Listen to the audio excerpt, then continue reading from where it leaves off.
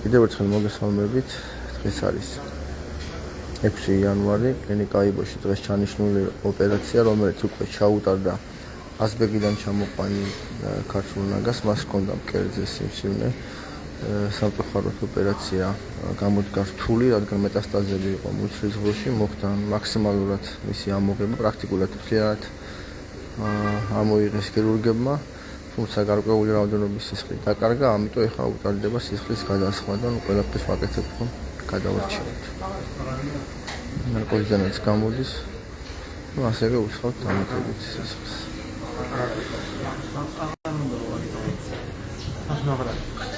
შემატარი აქეთ? რა შეიძლება სიმსივნეს, აი მიწოზე ხომ ძალიან დიდი ზომის. შეიძლება არის ამოღებული.